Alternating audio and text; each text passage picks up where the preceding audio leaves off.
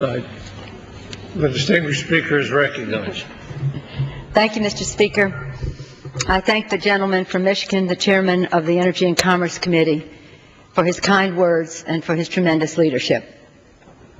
Because of his leadership and that of 10 other members of our chairs of our committees of jurisdiction working in a bipartisan way, we're able to bring earth-shattering change in terms of energy policy to the floor of the House. And here we are today. Here we are today to pass a bill that passed in the Senate 88-6. 88-6. Very strong bipartisan support for this legislation. Today in the House, we have the opportunity to give that same kind of validation and legitimacy to a new direction in energy security for America. It's about our national security. Admiral McGinn said that our dependence on foreign oil, when he spoke to us recently, our dependence on foreign oil presents a clear and present danger to our country. It is a matter of our national economy.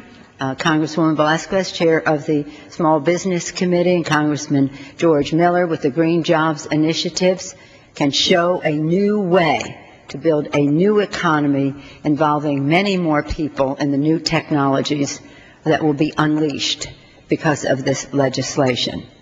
It's about protecting our environment. Congressman Rahal, Chairman Rahal, and his Natural Resources Committee provided great leadership, as did the chair of the Government Reform Committee, Mr. Waxman, who has long been a supporter of energy security and energy independence.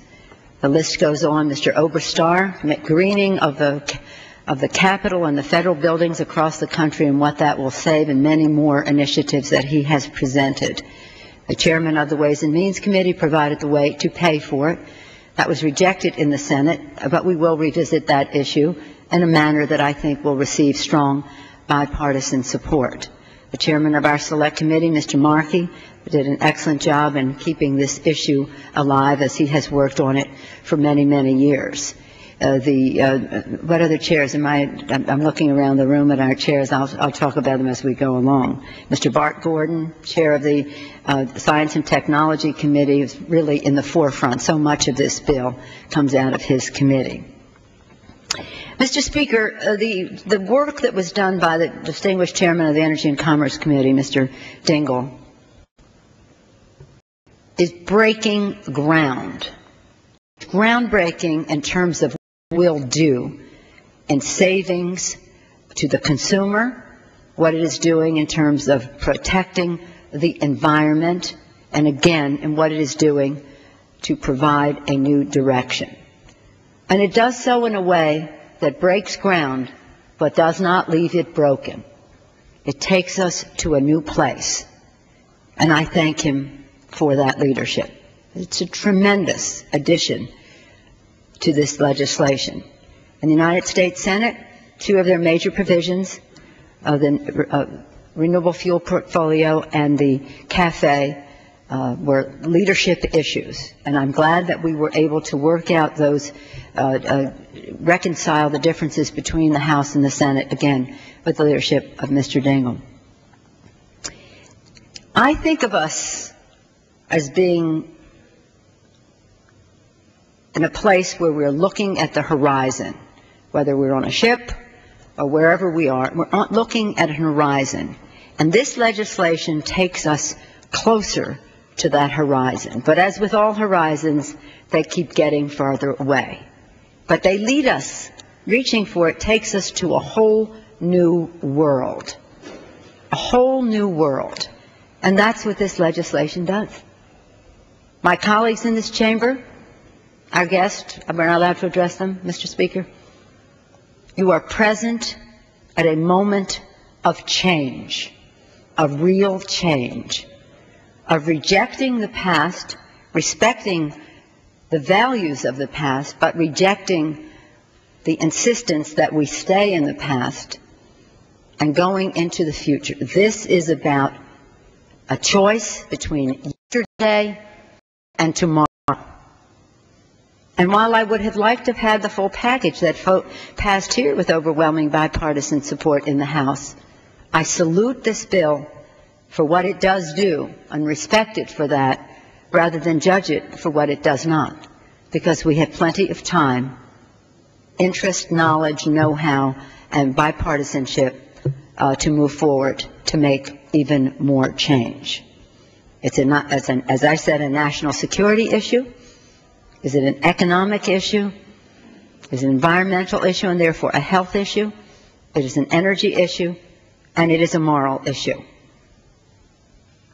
It's a moral issue, and that's why we work closely with the evangelical and faith-based communities, with scientists and faith-based, with business and environmentalists, with our friends in labor who support this legislation to preserve God's beautiful legacy to us. It is His gift to us, and we have a moral responsibility to preserve it.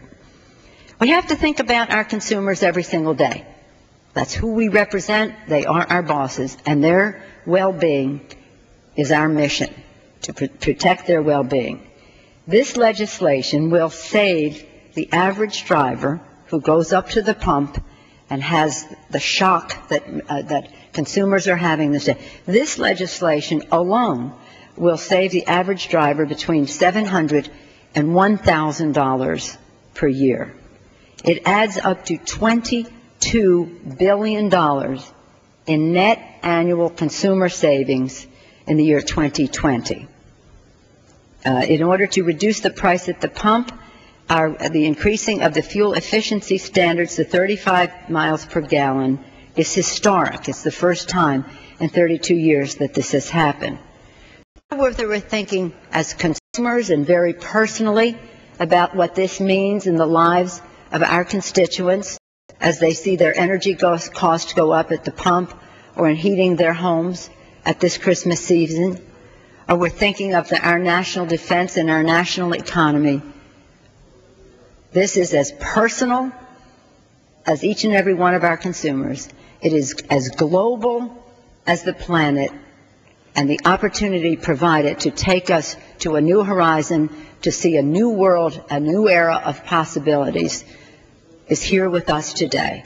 So I always hope as a Christmas present to our constituents, and especially to the children, because it's about their future, that we would have very, very strong bipartisan support for this legislation. In the Senate, as I said, 88-6. A beautiful vote. I hope that we can replicate that in the House.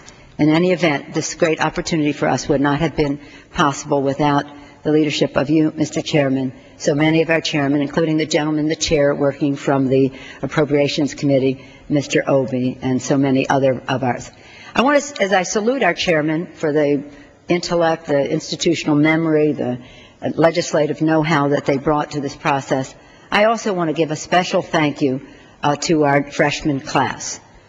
They came to this Congress to make change.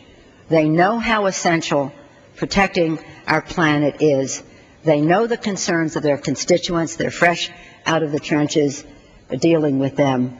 And without that freshman class, if I may call them freshmen, we would not have had the success that we have had today.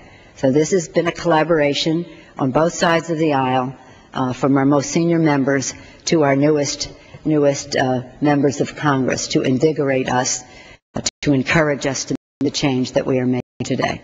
I'm absolutely delighted about it. I can't wait until we join with the President of the United States when he signs this legislation into law and takes a step forward into the future. Thank you, Mr. Speaker.